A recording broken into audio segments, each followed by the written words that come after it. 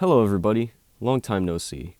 I hope y'all are doing well. So if you were wondering about where Quixotic Hell is and what I'm doing with it, the truth is I've become terribly burnt out with the project.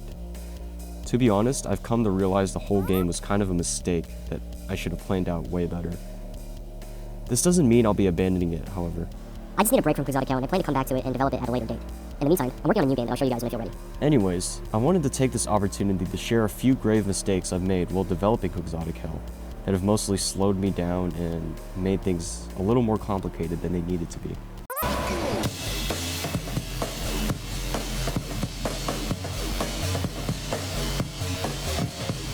What I wanted to do from the start was make Hotline Miami in 3D. I know, very unique. And in a couple weeks, I had some basic mechanics down. And while it was very sloppy, it was actually playable and fun. But now what? In my opinion, I made nothing new, innovative, or exciting. I don't even have a thought-out story to tie it all together. And speaking of this lack of story, this just led to more time-wasting trouble I could have avoided if I had a clear plan. You may recall my earlier devlogs, and may have seen that the character models have changed countless times. Let me tell you something, each design change I did to make it fit my new shabby story, that was a ton of work. First of all, I'd draw myself a little character concept art. They weren't incredible, but they gave me an idea of what to do. Next, I'd model it in 3D, and I'd rig it up. I'd look around Mixamo for animations to replace all the old ones. There was a ton of animations for each character, by the way. And finally, I had to implement all that shit in game. Now, I might be exaggerating, but each time I replaced these models, I'd say they took a week or even more. Same with the entire game's personality. You can see how drastic the changes were. It went from 80s action hero to disgusting serial killer, and then something in between. I don't even know what I was doing here. When it came to designing levels, I just bullshitted my way through the whole thing. You see, I never took into account what really makes levels in video games engaging, and I just made these abominations that I expected the player to fight through. Half of my levels were also weirdly linear. Like there was this weird resort that was built with one staircase, leading to a strange collection of rooms all leading to one direction. I have no clue how to explain this, but you can see it here on the screen.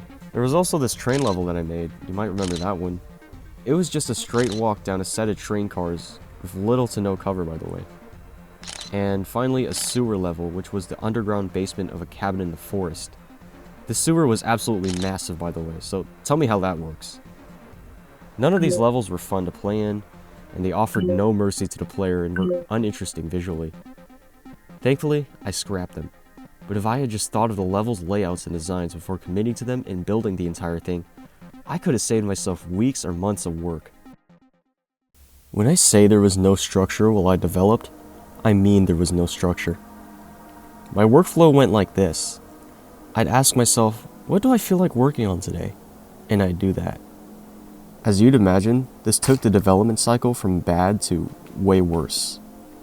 The biggest thing I can think of was focusing on the visuals and sound design rather than the gameplay first. I'd spend hours perfecting the audio visuals of the game, and the thing is, in my opinion, I think it looks pretty good and sounds great. But it was a buggy mess. Bugs are way harder to fix when you have the beautification set in place. Imagine if you were building a house, and your foundation was all crappy. You ignore this and you start painting the walls, putting in appliances, etc. Sooner or later, this house is going to start falling apart. Now, you're going to have to get these appliances and decorations out of there or move them around, and then you can fix that crappy foundation. I hope that analogy made sense. I really hope this video helped you guys. It really helped me assess where I went wrong. Stay safe, and I'll see you later with that new game I was talking about.